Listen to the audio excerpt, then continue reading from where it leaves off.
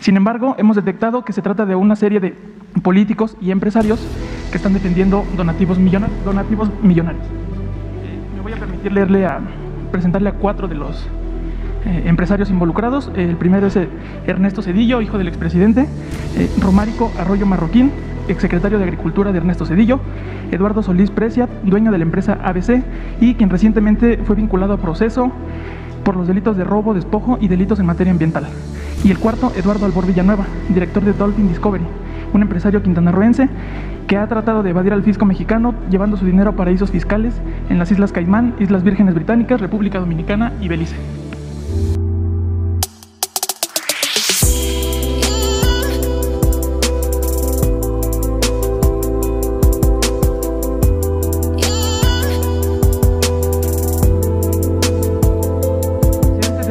Información de que en Quintana Roo y en Yucatán hay por lo menos 42 organizaciones civiles que se oponen a la construcción del Tren Maya, con el pretexto de defender el medio ambiente y la fauna. Sin embargo, hemos detectado que se trata de una serie de políticos y empresarios que están defendiendo donativos millonarios. Me voy a permitir presentarle a 4 de los empresarios involucrados. El primero es Ernesto Zedillo, hijo del expresidente; Romárico Arroyo Marroquín, exsecretario de Agricultura de Ernesto Zedillo; Eduardo Solís Precia, dueño de la empresa ABC y quien recientemente fue vinculado a proceso por los delitos de robo, despojo y delitos en materia ambiental; y el cuarto, Eduardo Albor Villanueva, director de Dolphin Discovery, un empresario quintanarroense que ha tratado de evadir al fisco mexicano llevando su dinero a paraísos fiscales en las Islas Caimán, Islas Vírgenes Británicas, República Dominicana y Belice. Si usted o parte del gobierno mexicano está enterado que todas estas empresas han solicitado manifestaciones de impacto ambiental para construir parques temáticos y centros turísticos que han acabado con la selva del sureste mexicano. ¿Usted considera prudente abrir una investigación respecto a cómo se han adjudicado grandes extensiones de selva y costas todos estos empresarios para crear desarrollos inmobiliarios? Estamos evitando ya el saqueo no solo del sureste, sino en el país en general. Yo creo que la principal misión de este gobierno es desterrar la corrupción, acabar con el saqueo. Desde la campaña lo decía, en los actos. Hablaba yo de que si me preguntaban cuál era nuestro plan y me pedían que yo lo expusiera de manera breve, aún cuando no hablo de corrido, que yo lo dijera en 2 segundos. Decía yo, y parado en un solo pie, decía yo, acabar con la corrupción. Ese es el plan.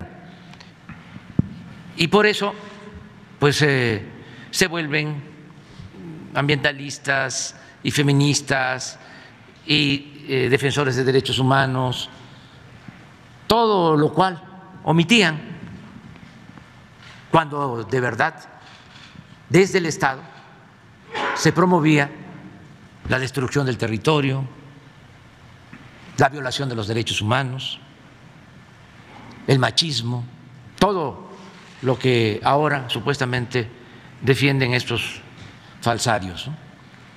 Pero nosotros tenemos que seguir adelante. En lo del Tren Maya es muy claro que la gente apoya esta obra, que es en beneficio del sureste, una de las regiones más abandonadas del país. Es muy sencillo de explicar.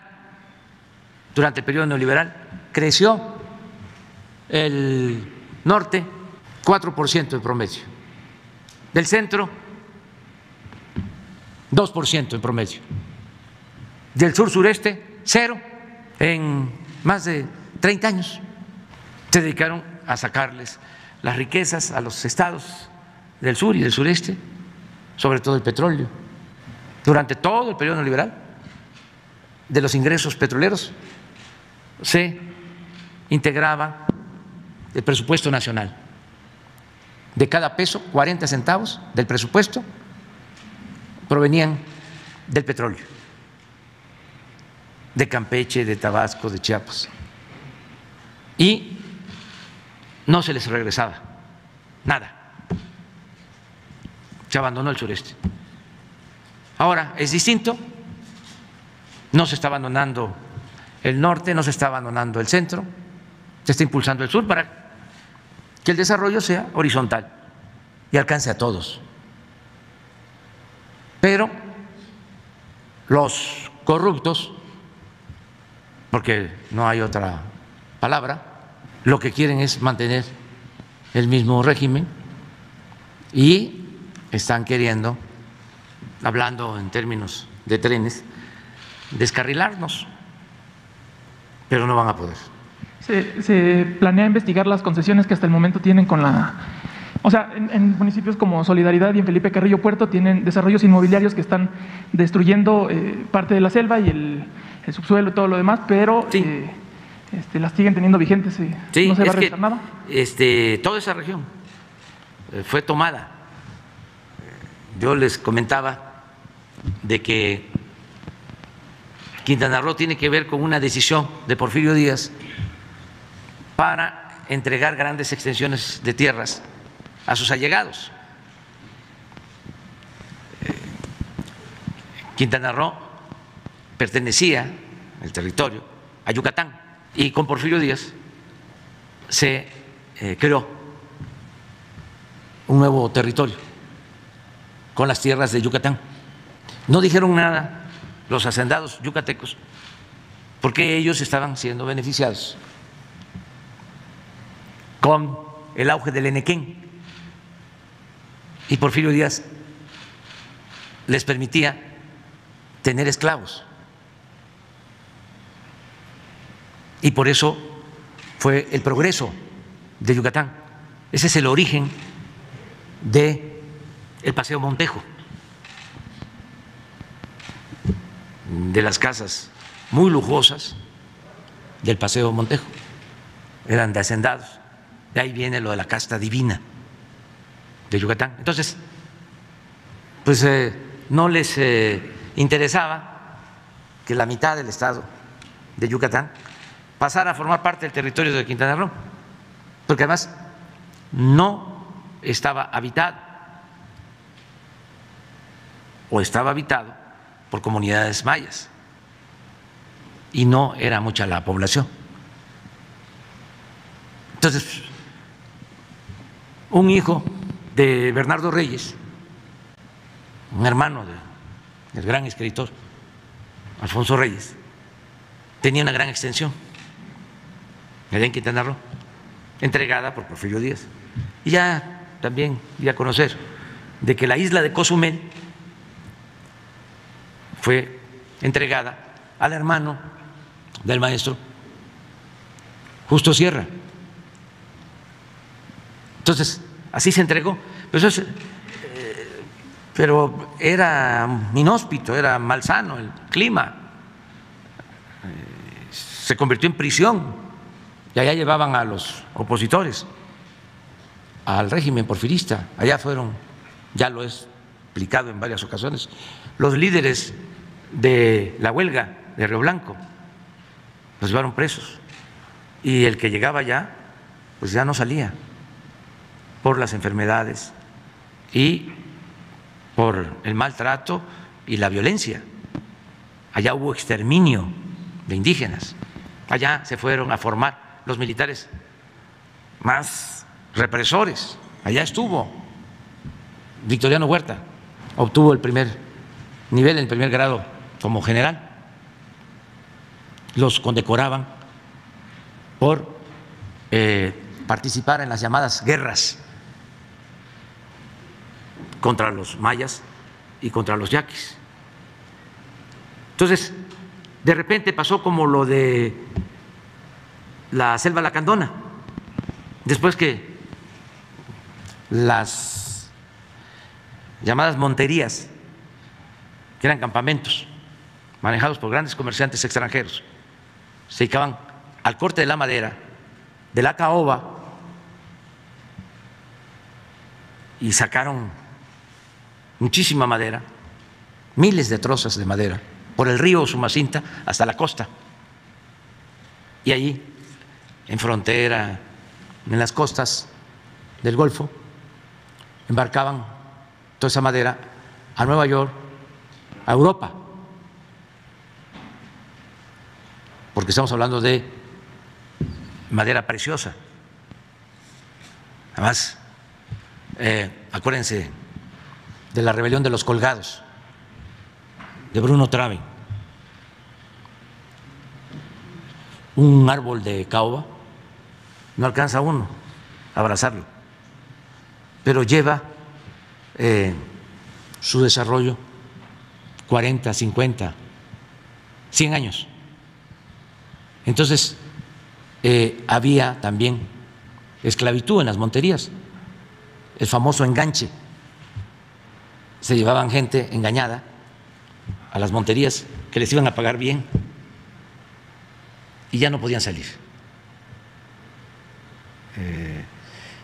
Entonces, la Lacandona, después de la Revolución, como Quintana Roo, se quedan sin actividad.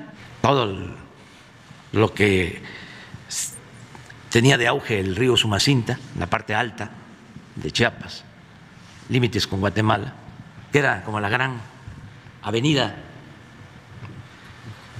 para el traslado de madera, para las comunicaciones, con grandes embarcaciones hechas de esos árboles ahuecados, eran las canoas, cayucos. Entonces todo eso se abandona. Pasa lo mismo en Quintana Roo y de repente viene un auge nuevo. En el caso de la Lacandona hablaba yo de que va repoblándose de nuevo la selva, van creciendo de nuevo los árboles de caoba y viene otro plan para desmonte, para tala de caoba. Y es cuando se creó una empresa en Palenque que se llamaba Triplay de Palenque y sacaban de los árboles el triplay. Eso en los años 70. Casi al mismo tiempo empieza el auge en Quintana Roo, el auge turístico. Y bueno, los primeros que se benefician pues son los políticos y la gente allegada al poder. Se quedan con grandes extensiones. Inclusive donde están los centros turísticos más importantes de la Riviera Maya eran fideicomisos públicos y se fueron convirtiendo en propiedad privada. Todo esto en el periodo neoliberal. Y cuando se conoce la zona, pues sabe uno lo que sucedió, lo que tú estás planteando. No es un secreto. Se sabe, por ejemplo, que un banquero famoso, Roberto Hernández, que era el principal accionista de Banamex y que fue el que le recomendó a Vicente Fox a Francisco Gil Díaz como secretario de Hacienda, porque Gil Díaz, después de ser subsecretario de Salinas, de Hacienda, pasó a trabajar como es la costumbre, que por cierto ayer la Suprema Corte resolvió de que sí pueden seguirlo haciendo. Como era la costumbre, después de ser subsecretario de Hacienda, se va a trabajar con Roberto Hernández, Gil Díaz. Luego gana Fox y Roberto Hernández lo recomienda para que actuara como secretario de Hacienda. Y siendo secretario de Hacienda es cuando se vende Banamex. Roberto Hernández y otros socios venden Banamex en 12,000 millones de dólares y no pagaron ni un centavo de impuestos.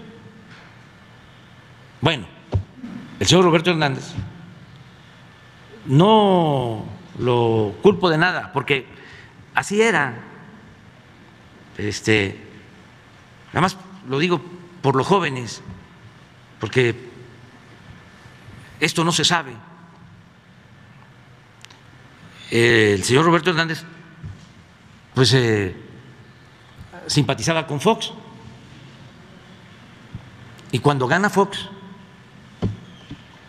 ya como presidente electo, Roberto Hernández le presta su casa, que es una isla en Quintana Roo, la isla de Pájaros, cerca de Tulum, que tiene pista de aterrizaje y es pues un paraíso. Allá se la pasó Fox. Entonces, todo eso es lo que ha sucedido en Quintana Roo, pero el colmo es que estos señores ahora se oponen, no todos, desde luego, no, hay que generalizar, incluso no creo que Roberto Hernández se oponga. No, por lo menos en esos 42 empresarios no está. Pero hay otros que sí, y echan a andar estas campañas con artistas que yo también pienso que muchos artistas ni siquiera sabían. Creo que algunos fueron usados. Nuestro país, por primera vez en la historia, tiene un programa de reforestación que es el más importante del mundo. Estamos destinando 1.600 millones de dólares al año. Esto no lo están haciendo en Estados Unidos, ni en Canadá, ni en Francia, ni en China, ni en Rusia, ni en ninguna parte.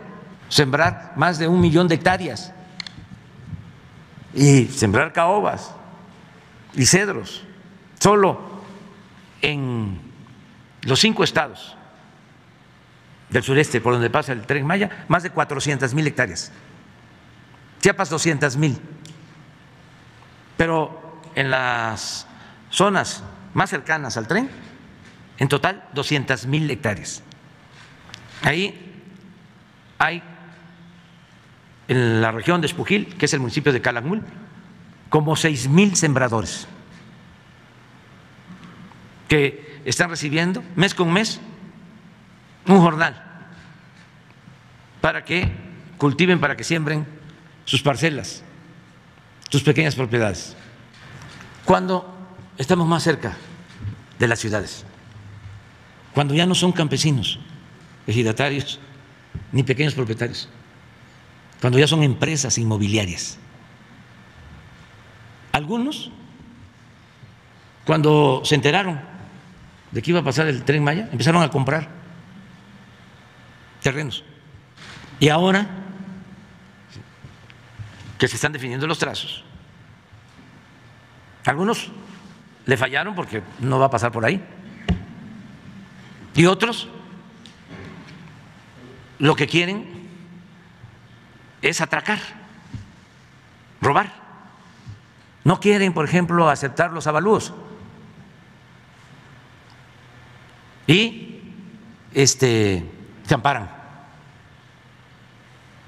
porque quieren hacer su agosto. Así no actúa un campesino. Fíjense la importancia de la moral en la gente humilde. La ambición al dinero, cómo trastorna, obnubila a la gente.